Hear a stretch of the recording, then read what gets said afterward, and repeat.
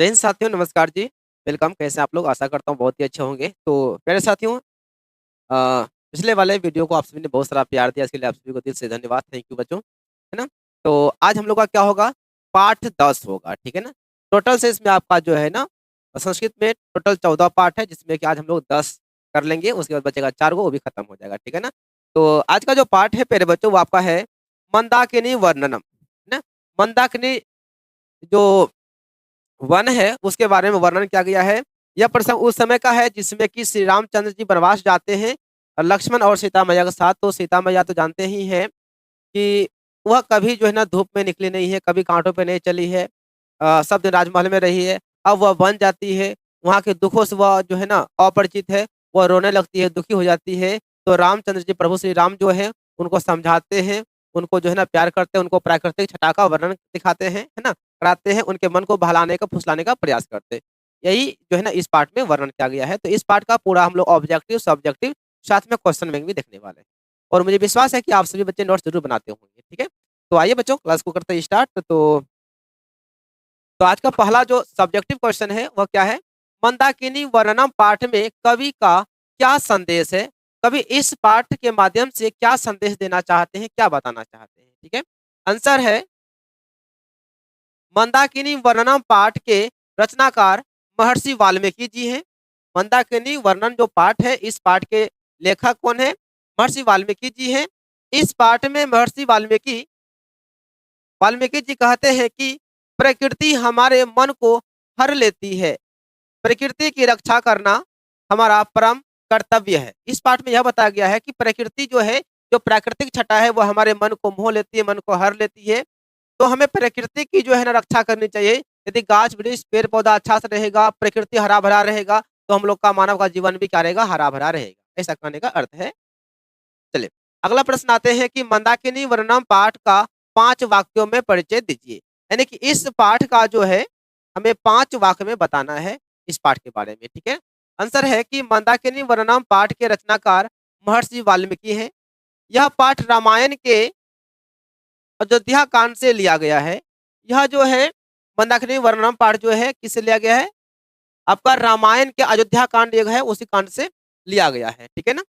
इस पाठ में चित्रकूट पर्वत के निकट बहने वाली मंदाकिनी नदी का वर्णन किया गया है। इस पाठ में श्री रामचंद्र जी मैया सीता को मंदाकिनी नदी का वर्णन सुनाते हैं, मंदाकिनी नदी का वर्णन कराते हैं, उनके मन को बहलाने का प्रयास करते हैं। इसमें सीता को विशाल लक्षी मतलब बड़े बड़े आंखों वाली, कल्याणी आदि के नाम से, है ना, आदि नाम से संबोधित किया गया है। इस पाठ में जो है ना प्रभु श्री रामचंद्र जी सीता मैया को, है ना, प्राकृतिक छटा का दर्शन कराते हैं। उनको जो है ना, वो जो दुखी जो हो जाती है, उनके जो है ना, उनको बहलाने का, फुसलाने का, उसको मनाने का प्रयास करते हैं। उनको जो है ना सीता मैया को विशालाक्षी, बड़े बड़े आंखें वाली कहती है, जगत कल्याणी कहती है। उसको जो ना तनु मध्य रहने वाली, राम और लक्ष्मण के बीच में रहने वाली भी कहती है उनको, है ना? चलिए, अगला आते हैं कि किस कारण में, है ना, मंदाकिनी का जल कलुषित हो गया है? किस कारण से, है ना, किस कारण से मंदाकिनी नदी जो है वहां का जल जो है कलुषित हो चुका है, मतलब खराब हो चुका है, गंदा हो चुका है? आंसर है कि हिरणों के झुंड द्वारा पानी पीने से मंदाकिनी नदी का जल जो है क्या हो गया? कलुषित हो गया है, यानी कि वह खराब जल हो गया, गंदा जल हो चुका है। अगला प्रश्न है कि पर्वत नाश्ता हुआ क्यों प्रतीत हो रहा है? आंसर है प्रस्तुत पंक्ति मंदाकिनी वर्णनम पाठ से लिया गया है। भगवान राम सीता को संबोधित करते हुए प्रकृति का वर्णन कराते हैं। भगवान राम कहते हैं कि हे सीते, हवा के झोंकों से वृक्षों के शिखर झूम रहे हैं। राम कहते हैं हे सीते, हे सीते, अरे सुनो ना जी, देखो ना कितना अच्छा वन लग रहा है, कितना अच्छा प्राकृतिक छटा है। देखो तो लगता है क्या पर्वत हिल रहा है, फूल के साथ में, वन के साथ में पर्वत भी हिल रहा है। मतलब बीवी को मनाने का प्रयास करते हैं प्रभु श्री रामचंद्र जी, है ना? तथा नदी के दोनों ओर पुष्प और पत्र बिखरे हुए हैं। बोलते हैं कि हे सीते, देखो ना नदी का पानी कितना सुंदर है। देखो ना उस पार भी और इस पार भी जो है ना, नदी में क्या होता है, पत्ते बिखरे हुए हैं, पत्ते झड़ के गिरते हैं। यहाँ पे बहुत सारे चिड़िए बोलते हैं। कितना मनमोहक यह दृश्य है ना सीते। हे सीते बोलो ना। सीते को मनाने का प्रयास करते हैं, मतलब सीता मैया को मनाने का प्रयास करते हैं।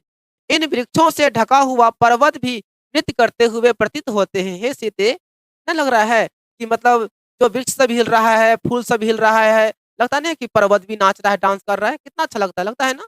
मतलब सीता मैया को रामचंद्र जी मना रहे हैं, मतलब मनाने का प्रयास कर रहे हैं। हे सीते, यहाँ की प्रकृति छटा को देखो, कितना मनमोहक है। हे सीते, कितना एकदम अच्छा है, और तुम दुखी हो, अच्छा लगता है। हे सीते, तुम तो जगत कल्याणी हो, तुम विशालाक्षी हो, तुम जगत के कल्याण करने वाली हो, तुम दुखी हो जाएगी तो जगत दुखी हो जाएगा। इस तरह से, है ना, सीता मैया को मनाते हैं। चलिए, यह सब्जेक्टिव क्वेश्चन था, कितना 4 गो क्वेश्चन था। अब चलते हैं हम लोग ऑब्जेक्टिव में। ये हमारा ऑब्जेक्टिव है मेरे बच्चों, है ना? एक लाइन में हम ऑब्जेक्टिव कवर किए हैं। मंदाकिनी वर्णम पाठ के कवि कौन है? वाल्मीकि जी हैं। चित्रकूट स्थित गंगा का वर्णन किस पाठ में है? यह मंदाकिनी वर्णम पाठ में है। अ, राम मंदाकिनी की शोभा किसको दिखा रहे हैं? तो सीता मैया को दिखा रहे हैं। रामायण ग्रंथ के रचनाकार कौन है? तो महर्षि वाल्मीकि जी हैं। अयोध्या कांड किस ग्रंथ का अंश है? अयोध्या कांड जो है रामायण का एक अंश है। रघुवंश महाकाव्य किसने लिखा है? तो कालिदास ने लिखा है। मंदाकिनी वर्णम पाठ किस ग्रंथ से संकलित है? यह रामायण से लिया गया है। वनवास प्रसंग में राम सीता और लक्ष्मण के साथ कहाँ पहुंचते हैं? वनवास प्रसंग में राम जो है सीता और लक्ष्मण के साथ कहाँ पहुंचते हैं? तो चित्रकूट पर्वत पहुंचते हैं। मंदाकिनी नदी किस पर्वत के निकट बहती है? तो चित्रकूट पर्वत के निकट बहती है। मंदाकिनी मंदाकिनी वर्णम पाठ रामायण के किस कांड से लिया गया है ना? किस कांड से संग्रहित है? यह अयोध्या कांड से लिया गया है। कालिदास ने किस नदी का वर्णन किया है? कालिदास ने मंदाकिनी नदी का वर्णन किया है। विशाल अक्षी किसे कहा गया है? बड़े बड़े आंखों वाली किसे कहा गया है? तो सीता मैया कहा गया है। कल्याणी जगत कल्याणी किसे कहा गया है? तो सीता को ही कहा गया है। राम और लक्ष्मण के बीच में कौन होते हैं? तो सीता मैया होते हैं। एक बगैर राम, एक बगैर लक्ष्मण, बीच में जगत के पालनहारी सीता मैया जी होती हैं। ठीक है ना? तो हिरन, ऐसे तो पालनहारी तो एक का नाम है कि एक बगल राम, एक बगल सॉरी, एक बगल लक्ष्मण, एक बगल सीता, बीच में जगत के पालनहारी, यह जो लाइन जो है प्रभु रामचंद्र जी कहे हैं। लेकिन प्राय आप देखेंगे तो राम और लक्ष्मण के बीच में जो है सीता मैया रहती है सुरक्षित। चलिए, हिरन का झुंड पानी पीने के लिए किस नदी में आते हैं? तो मंदाकिनी नदी में आते हैं। मंदाकिनी नदी वर्णनम पाठ के रचनाकार कौन है? तो महर्षि वाल्मीकि जी हैं।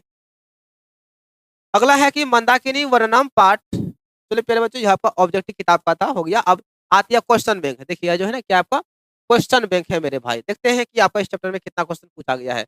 मंदाकिनी वर्णनम पाठ किस ग्रंथ से लिया गया है? यह रामायण से लिया गया है, जस्ट आपको बताए थे। अगला आते हैं, चित्रकूट स्थित गंगा का वर्णन किस पाठ में है? यह मंदाकिनी वर्णनम पाठ में है। नेक्स्ट चलते हैं। अगला क्वेश्चन आपका है कि रमणीयानि तृतीयानि की सजंती तृतीयानि क्या उत्पन्न करते हैं? यानी रम्य लगने वाले, अच्छे लगने वाली जो शोभा व्यवस्था है वह किसको उत्पन्न करते हैं? शांति को उत्पन्न करते हैं। किसको? शांति, हर शांति को व्यक्त करता है। अगला आते हैं, मंदाकिनी वर्णनम पाठ रामायण के किस कांड से लिया गया है? यह आपका अयोध्या कांड से लिया गया है। नेक्स्ट चलते हैं कि राम मंदाकिनी की शोभा किसको दिखा रहे हैं? तो सीता मैया को दिखा रहे हैं। अगला सवाल आते हैं कि मंदाकिनी मंदाकिनी वर्णनम पाठ के कवि कौन है? तो महर्षि वाल्मीकि जी हैं। अगला है कि मंदाकिनी वर्णनम पाठ में किस नदी का वर्णन है? तो इसमें गंगा नदी का वर्णन है। किसका? गंगा नदी का वर्णन है। अगला आते हैं कि वाल्मीकि रामायण से कौन सा पाठ संकलित है? कौन सा पाठ संकलित है? यह आपका जो है कौन सा पाठ था? मंदाकिनी वर्णनम पाठ लिया गया है, इस पाठ, है ना? यानी कि वाल्मीकि के रामायण से आपका वाल्मीकि मंदाकिनी वर्णनम पाठ लिया गया है। अगला आते हैं कि वनवास प्रसंग में राम सीता लक्ष्मण के साथ कहाँ पहुंचते हैं? राम जो है सीता और लक्ष्मण के साथ कहाँ पहुंचते हैं?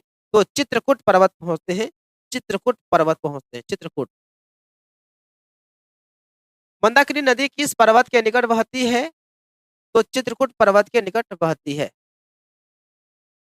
मंदाकिनी का अर्थ क्या होता है? इसका अर्थ होता है गंगा नदी। मंदाकिनी वर्णनम पाठ में कहाँ गंगा का वर्णन है? तो चित्रकूट में गंगा का वर्णन है। राम ने विशालाक्षी से किसे संबोधित किया है? राम जी बड़े-बड़े आँखों वाले किसे कहा है? तो सीता मैया को। किसको? सीता को विशालाक्षी कहा है। मंदाकिनी में कौन स्नान करते हैं? मंदाकिनी में मुनि लोग स्नान करते हैं, है ना? यहाँ हो जाएगा मुनियः, मुनि लोग स्नान करते हैं, साधु लोग स्नान करते हैं। मंदाकिनी वर्णनम पाठ में कुल कितने पद हैं? इसमें 10 पद हैं प्यारे बच्चों। कितने हैं जी? 10 पद हैं। मुनिया ऊर्ध्वबाह नियामात डैश उपजन्ते, यानी कि मुनि जो है ना बाह को मतलब हाथ को ऊपर करके किसकी उपासना करते हैं, किसकी पूजा करते हैं? तो सूर्य देव की पूजा करते हैं। आदित्यम, आदित्य का मतलब होता है सूर्य होता है। आदित्य का मतलब क्या होता है? सूर्य भगवान होता है। चलिए साथियों, छोटा सा वीडियो था तो खत्म हो गया, ठीक है ना? तो आप लोग अपना फीडबैक ज़रूर बताइएगा कि ये वीडियो आप लोगों को कैसा लगता है, ठीक है ना? तो उसके बाद और 4 चैप्टर बचेगा, तो बहुत जल्द हम खत्म कर देंगे उससे भी, ठीक है ना? तो जिन सभी को बेस्ट ऑफ लक।